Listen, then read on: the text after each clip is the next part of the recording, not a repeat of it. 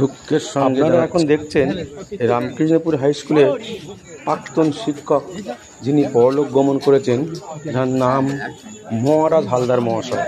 উনি জন্মগ্রহণ করেছিলেন 1913 সালে। ভাবুন, আসতে কতদিন আগে।